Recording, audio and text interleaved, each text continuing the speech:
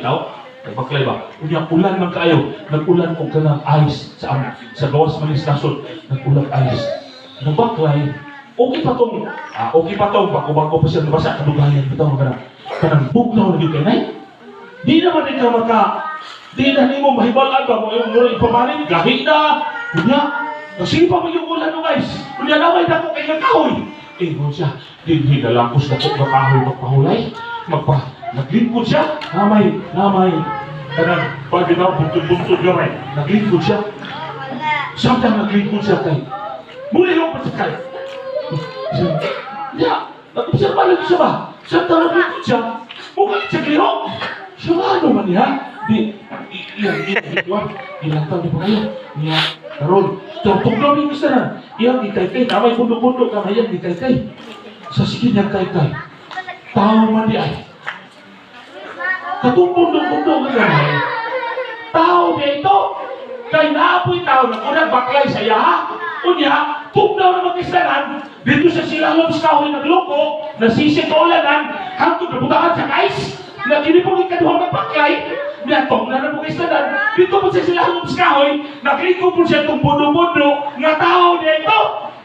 Hanga, tao ba di ini? Sige niya kay pastinan. Iyang kinatawag-tawag, murag himat yun na iba. Pero na siya nabagtayan. Samtang siya kay nasibitaw siya ka sa ice. Ang iyang kamot, hindi pa ito mapiko-piko, karon mapiko na. Isa, sige na kay kadugayan. Nakita ang iyong likod. Sige na kay hatod. Tao na gigod. Ang tao bitaw, hinatid.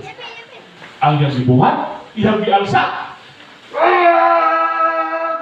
Alsa ginagbukat ni Kristo nila. Hangtod na alsa yun. Pagkaalsa, sugod sa baklay.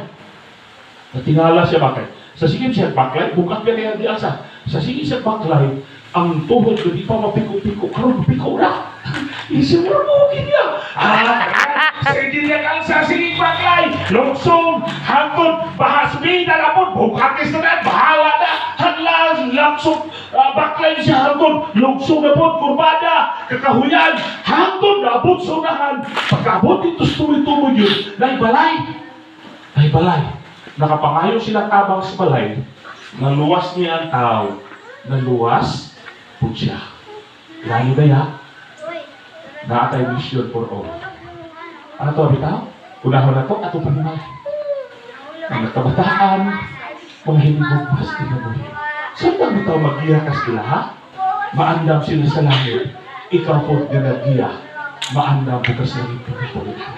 Kaya itong concern, di lang ang atong kaugalingon, kundi ang atong sa mga silingan. Nag-iwag sa ninyo. Muli uhat sa Ginoo. Nung Ginoo, magtinabangay mo. Muadto ko sa langit, mag-andam kong dapit alam ka ninyo. Sa mga andam kong dapit, mubalik mo pag-usap. Kuhaon ko kamo. Kay, nitabang man mo sa kumbulhaton din sa kalibutan. Sa ato mga iglesia in our churches, let companies be formed for service. Sa matang iglesia, naay buhaton ng mga pundok alang sa pagserbisyo.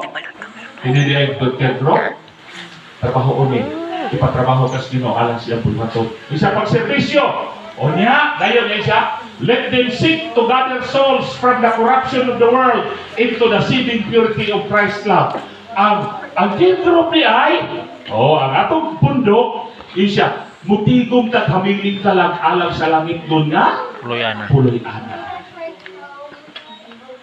Bibigay sa'yo. Bago lang yung kugitan sa Northeastern, abi ninyo, ang amo ang tulgadan dito sa Butuan. Di-assign ko, asa ko padulog, Las Nieves, lugsod na siya, Las Nieves, pagkalayo amre, 40 kilometros. Kada, hindi na lang kumasawa, naguban mo sa kumasawa, ito na kinahanglan dahil, alas 4, biyahe na ka. Alas 4, hapon, biyahe na gabi. Alas 5, usaban ka oras. Alas 5, pahanami dito. Unya, pakikistorya na mismo mga kaisunan. Dito po kayo, nagkirupya po sila dito. Palihagan po sa tuwa. Istorya mismo kaisunan. Unya dahil, taon-taon, mga butong ilang ipang-imbitar. Alas 6, sugod mi sa program. Dahil, alas 8 na mataman. Alas 8 taon na.